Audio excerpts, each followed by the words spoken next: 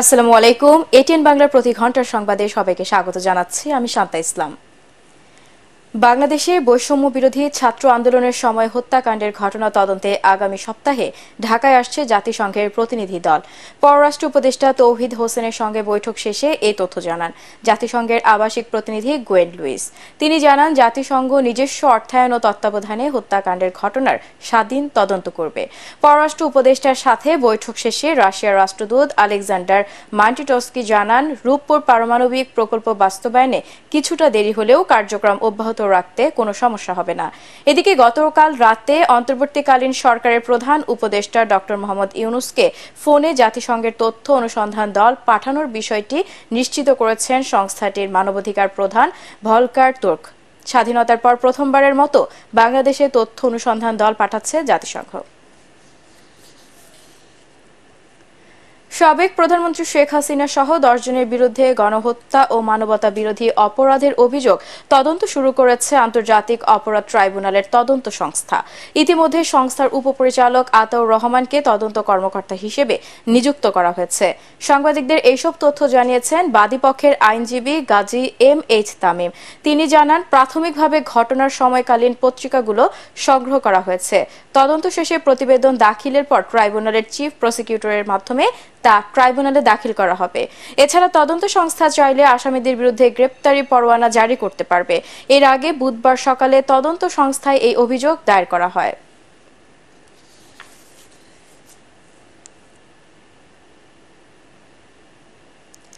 15 আগস্টে এবার ধানমন্ডি 32 নম্বরে ছিল না চিরচেনা দৃশ্য। শ্রদ্ধা জানাতে যেতে পারেননি আওয়ামী লীগের নেতাকর্মীরা। বৈষম্য বিরোধী আন্দোলনের ডাকে বঙ্গবন্ধু শেখ মুজিবুর রহমানের ওই বাড়ি সংলগ্ন সড়ক ও আশপাশের এলাকার দখল নেয় ছাত্র জনতা। ভোর থেকেই বঙ্গবন্ধু ভবনমুখী বিভিন্ন সড়ক ও গলিতে পাহারা বসান তারা।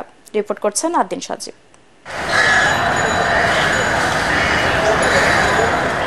ছাত্র জনতার গণ অভ্যুত্থানে আওয়ামী লীগ সরকারের পতনের পর 15 আগস্ট ঘিরে পাল্টাপাল্টি কর্মসূচির ডাকে রাজধানীতে নানা উদ্বেগ ছিল কয়েকদিন ধরেই, কিন্তু তেমন কিছুই হয়নি। 1.5 দশকেরও বেশি সময় এই দিনে ধানমন্ডি 32-এ হতো জাতীয় শোক দিবস। রাষ্ট্রীয় ও দলীয় কর্মসূচি হতো হাজারো নেতাকর্মীর ভিড়ে। পরিবর্তিত পরিস্থিতিতে ঐতিহাসিক সেই বাড়ি ও বঙ্গবন্ধুর প্রতিকৃতিতে শোক জানাতে যেতে পারেনি আওয়ামী লীগের নেতাকর্মীরা। প্রজ্ঞাপন দিয়ে আগেই বাতিল করা হয়েছে শোক দিবসের সরকারি ছুটি। ছিল না কোনো আনুষ্ঠানিকতা আর নিরাপত্তার বাড়াবাড়িও। সরকারের ভুল সিদ্ধান্তের জন্য এতটুকু নাইলে হতো না। হাসিনার ভুল সিদ্ধান্তের জন্য আর কাদেরের সিদ্ধান্তের জন্য। গুলি করলে তো সবকিছু সলিউশন হয়ে যায় না। ধরেন সাপোজ আপনার একটা মানুষের উপর রাগ আছে, ক্ষোভ আছে, আপনি যদি তাকে মেরে ফেলেন, হয়তো সে মানুষটা মারা গেল, কিন্তু ওই মারলে কি সবকিছু সমাধান হয়? গণ অভ্যুত্থানে শেখ হাসিনা দেশ ছাড়ার পর থেকেই আত্মগোপনে আওয়ামী লীগ ও সহযোগী সংগঠনের নেতাকর্মীরা সজীব অজের জয় বিদেশ থেকে ভিডিও বার্তায় 15 আগস্ট সফল করতে বললেও তাতে সাড়া মেলেনি। যারা স্বৈর শাসককে আমরা আন্দোলনের মাধ্যমে পতন করেছি, কিন্তু তাদের দোসররা, তাদের দালাল্লা এখনো পুরোপুরিভাবে এই দেশ থেকে নির্মূল হয় না। একদম ইউনিয়ন থেকে শুরু করে সচিবালয় পর্যন্ত নিজেদের লোকদেরকে দিয়ে তারা একদম তাদের অফিস ভরাট করে রেখেছে, যার ফলশ্রুতিতে বাংলাদেশের প্রত্যেকটা জায়গাতে লাগামহীন দুর্নীতিপাট, বাংলাদেশের মানুষ ভোটাধিকার দিতে পারেনি। তার এই বহিঃপ্রকাশ হিসেবে 16 বছর 17 বছর বাংলার মানুষ অনেক কষ্ট করেছে। পরিস্থিতি যাতে কোনো অবস্থায় আর অস্থিতিশীল না হয় সেজন্য ভোর থেকেই ধানমন্ডি 32, শুক্রাবাদ, কলাবাগান, পান্থপথ, 27 নম্বর সহ আশপাশের এলাকায় অবস্থান নেন ছাত্র জনতা। আমার ছোট 10 বছরের বাচ্চা আছে, আমি তাকে বাসায় রেখে চলে আসছি।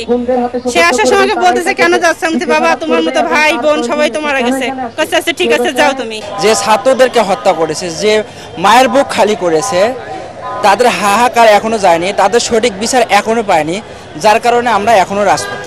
সেনাবাহিনী ও পুলিশ সদস্যরাও ছিলেন সতর্ক অবস্থানে। এসব পথে চলাচল করা গাড়ি ও ব্যক্তির পরিচয়পত্র তল্লাশি করা হয়। সন্দেহভাজন কয়েকজনকে তুলে দেয়া হয় আইন শৃঙ্খলা বাহিনীর হাতে। 1.5 দশকেরও বেশি সময় ক্ষমতায় থেকে প্রশ্নবিদ্ধ নির্বাচন এবং বৈষম্য বিরোধী ছাত্র আন্দোলনে একের পর এক গুলি চালানোর মতো ভুল সিদ্ধান্ত নিয়ে শেখ হাসিনা নিজেই পরিস্থিতিকে অনেক বেশি বেগতিক করে ফেলেছেন, যার খেসারত দিতে হচ্ছে এভাবেই। আজ দেশ ছেড়েছেন এবং পরিস্থিতি এতটাই নাজুক যে অনেকেই মনে করছেন এর জন্য বঙ্গবন্ধুর কন্যা শেখ হাসিনাই দায়ী। অদ্দিন সজীব, এটিএন বাংলা, ঢাকা। ছাত্র জনতার আন্দোলনের সময় বাসায় থাকা অবস্থায় নিহত নারী শিশুর পরিবারকে কেন ক্ষতিপূরণ দেওয়া হবে না এবং এ সময়ে সংগঠিত হত্যার ঘটনায় কেন আন্তর্জাতিক তদন্ত কমিশন গঠন করা হবে না জানতে চেয়ে রুল জারি করেছে হাইকোর্ট। এ বিষয়ে আদেশ 5 সেপ্টেম্বর। আইনজীবী তৈমুর আলম খন্দকারের করা রিট আবেদনের পরিপ্রেক্ষিতে হাইকোর্ট এই রুল জারি করে। অ্যাটর্নি জেনারেল ক্ষতিপূরণের বিষয়ে শুনানির জন্য সময় চাইলে আদালত 5 সেপ্টেম্বর পরবর্তী তারিখ ঠিক করে দেন। এছাড়া আরেক আইনজীবী তানভীর আহমেদের করা অন্য একটি রিট আবেদনের প্রেক্ষিতে ছাত্র জনতা হত্যার সাথে জড়িত সকলকে বিচারের আওতায় আনতে সরকারকে কেন নির্দেশ দেওয়া হবে না জানতে রুল জারি করেছে আদালত। সরকারের সংশ্লিষ্ট মন্ত্রণালয় ও বিভাগকে এই রুলের জবাব দিতে বলা হয়েছে। বিচারপতি শেখ হাসান আরিফ ও বিচারপতি মোহাম্মদ বজলুর রহমানের দ্বৈত বেঞ্চ এই দুটি রুল করে। দ্বাদশ জাতীয় সংসদের ডেপুটি স্পিকার শামসুল হক টুকু, সাবেক ডাক টেলিযোগাযোগ ও তথ্য প্রযুক্তি প্রতিমন্ত্রী জুনায়েদ আহমেদ, ছাত্রলীগের ঢাকা বিশ্ববিদ্যালয় শাখার সাধারণ সম্পাদক তানভীর হাসান সৈকতকে সিএমএম আদালতে নেওয়া হয়েছে। তাদের 10 দিনের রিমান্ড চাইবে পুলিশ। রাজধানীর পল্টন থানায় দায়ের করা একটি মামলায় তাদেরকে গ্রেপ্তার দেখানো হয়েছে।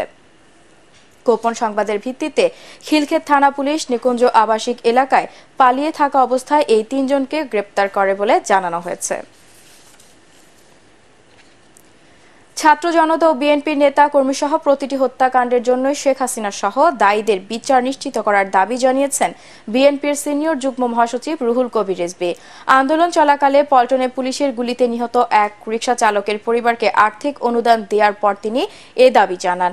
এদিকে শেখ হাসিনার বিচারের দাবিতে নয়াপল্টনে বিক্ষোভ মিছিল করে বিএনপি অঙ্গ সংগঠনের নেতাকর্মীরা। বায়তুল মোকাররম ও বঙ্গবন্ধু এভিনিউতে বিক্ষোভ মিছিল করে ঢাকা মহানগর দক্ষিণ বিএনপি। অন্যদিকে একই দাবিতে সাইফুল আলম নীরবের নেতৃত্বে বিক্ষোভ মিছিল করে মহানগর ঢাকা উত্তর বিএনপির নেতাকর্মীরা।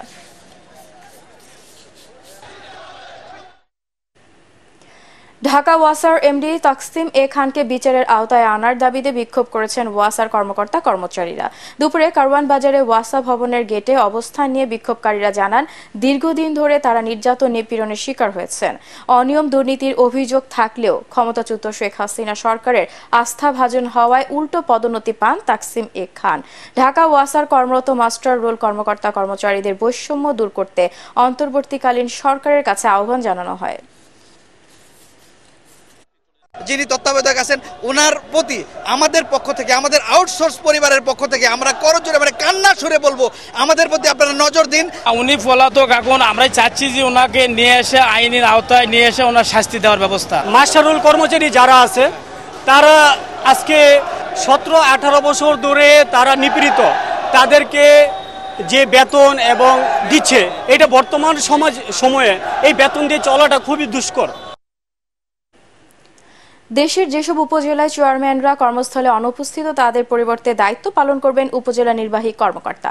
একই সাথে বিভিন্ন সিটি কর্পোরেশনের অনুপস্থিত মেয়রদের দায়িত্ব পালন করবেন প্রধান নির্বাহী কর্মকর্তারা। স্থানীয় সরকার বিভাগ থেকে এইসব বিষয়ে আদেশ জারি করা হয়েছে। 14 আগস্ট থেকে এই নির্দেশনা কার্যকর হয়েছে বলেও আদেশে জানানো হয়। আগামী রোববার থেকে বিশ্ববিদ্যালয় সহ দেশের সব শিক্ষা প্রতিষ্ঠানের স্বাভাবিক পাঠদান কার্যক্রম শুরু হবে বলে জানিয়েছে শিক্ষা মন্ত্রণালয়। দুপুরে শিক্ষা মন্ত্রণালয়ের মাধ্যমিক ও উচ্চ শিক্ষা বিভাগের উপসচিব মোসাম্মদ রহিমা আক্তার স্বাক্ষরিত অফিস আদেশে এই তথ্য জানানো হয়েছে। এতে বলা হয়, শিক্ষা প্রতিষ্ঠান সমূহ খুলে দিয়ে শিক্ষা কার্যক্রম শুরু করার জন্য প্রধান উপদেষ্টা নির্দেশনা দিয়েছেন। প্রধান উপদেষ্টা নির্দেশনার পরিপ্রেক্ষিতে আগামী 18 আগস্ট থেকে শিক্ষা প্রতিষ্ঠান সমূহ খুলে শিক্ষা কার্যক্রম শুরু করতে বলা হয়েছে। সংযুক্ত আরব আমিরাতে অবৈধ অভিবাসীদের বৈধ হওয়া এবং নিজ দেশে ফিরে যেতে 2 মাস সময় দিয়েছে দেশটির সরকার। 1 সেপ্টেম্বর থেকে 2 মাসের জন্য প্রবাসী বাংলাদেশিরা এই সাধারণ ক্ষমার সুযোগ নিতে পারবেন। এই সময়ের মধ্যে অবৈধভাবে থাকা বাংলাদেশিরা সেখান থেকে দেশে ফিরতে পারবেন বলে জানিয়েছে আবুধাবির বাংলাদেশ দূতাবাস। আন্তর্জাতিক, বাংলাদেশের চলমান অস্থিতিশীল পরিস্থিতি দ্রুত স্বাভাবিক হবে বলে মন্তব্য করেছেন ভারতের প্রধানমন্ত্রী নরেন্দ্র মোদী। এছাড়া ভারত সবসময় বাংলাদেশের অগ্রগতির শুভাকাঙ্ক্ষী বলেও জানান তিনি। ভারতের স্বাধীনতা দিবস উপলক্ষে রাজধানী দিল্লির রেড ফোর্টে দেওয়া বক্তৃতায় এসব কথা বলেন মোদী। এ সময় তিনি আরো বলেন, ভারতীয়রা বাংলাদেশে বসবাসকারী হিন্দু সহ সংখ্যালঘুদের নিরাপত্তা চায়। बांग्लादेश में जो कुछ भी हुआ है उसको लेकर पड़ोसी देश के नाते चिंता होना मैं इसको समझ सकता हूं। मैं आशा करता हूं कि वहां पर हालात जल्द ही सामान्य होंगे, कि वहां हिंदू, वहां के अल्पसंख्यक, उस समुदाय की सुरक्षा सुनिश्चित हो। हम आने वाले दिनों में बांग्लादेश की विकास यात्रा में हमेशा हमारा शुभचिंतन ही रहेगा। খেলার খবর। বিভিন্ন প্রতিবন্ধকতার কারণে ইচ্ছে থাকা সত্ত্বেও শিক্ষার্থীদের পাশে দাঁড়াতে পারেনি বলে জানালেন মাশরাফি বিন মুর্তজা। ডিজিটাল প্ল্যাটফর্মে দেওয়া সাক্ষাৎকারে বাংলাদেশের সাবেক এই অধিনায়ক বলেন, তার প্রতি কারো ক্ষোভ থাকলে তিনি ক্ষমা প্রার্থী। রিপোর্ট করছেন এস.এম. আশরাফ। বৈষম্য বিরোধী আন্দোলনে সারা দেশ যখন উত্তাল, প্রতিদিনই বাড়ছিল নিহতের সংখ্যা, তখন ছাত্র ও সাধারণ মানুষের পক্ষ থেকে প্রত্যাশা করা হয় দেশের সাবেক অধিনায়ক মাশরাফি বিন মুর্তজা এর পক্ষে দাঁড়াবেন। কোনো ক্ষোভ থেকে করেছে, আবার থাকতেও পারে, বাট আমার কাছে মনে হয় না। কিন্তু তার নীরবতা হতবাক করেছে ভক্ত সমর্থকদের।